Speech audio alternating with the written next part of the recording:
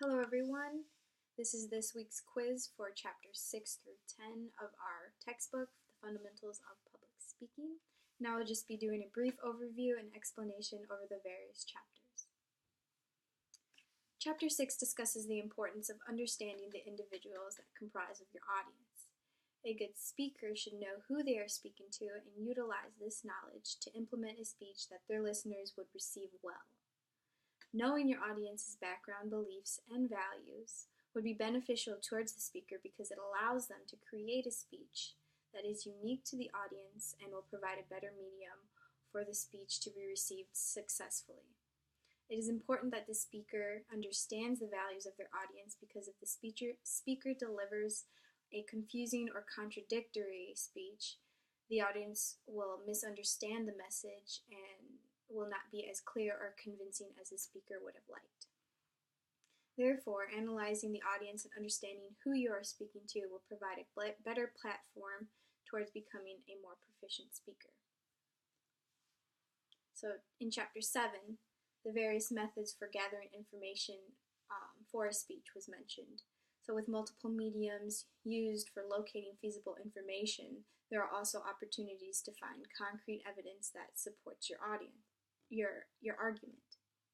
Even though you can find sufficient data through books, articles, journals, the web, the internet, and even through interviews, in a good speech it is important to incorporate a personal touch as well that signifies an experience that's meaningful to you and connects back to your audience in a way that appropriately convinces them of your argument.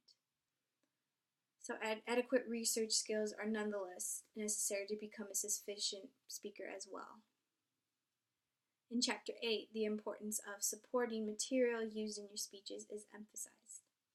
The chapter discusses the use of various examples in different forms to provide evidence for the claims made in your presentation. Examples are important because they not only demonstrate to your audience your credibility of your claims, but they also establish a foundation for your speech to make it more understandable and coherent. The use of examples, statistics, and testimonies in a presentation are crucial to the success of a speech because depending on how they are utilized and executed, they can influence your audience either towards or away from your intended message. Next, organization seemed to be the most important aspect in Chapter 9.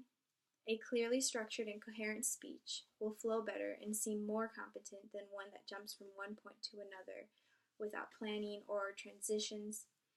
One method for properly organizing your speech would be to first establish your main points of your argument and later embellish your presentation to include transitions, examples, and statistics that coincide with your speech's topic and ties the whole presentation together.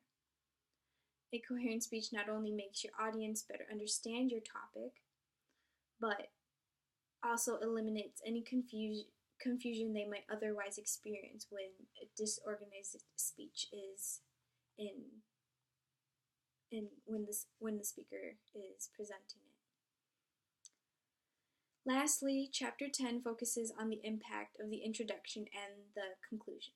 So how the audience first perceives a speaker's opening statements is crucial to the impact of the speech and whether or not your audience will be interested in your topic or believe your credibility. Likewise, the final message you leave them with will either end your presentation successfully or leave no positive impression at all. The most important detail, nonetheless, in such a manner is that you incorporate interesting details that hook the audience to your topic and make yourself seem as interested to the presentation and your topic as you would like your audience to be. So this is also another aspect that will make you into a proficient speaker. Well, thank you for listening. I hope you enjoyed this video quiz, and thank you again.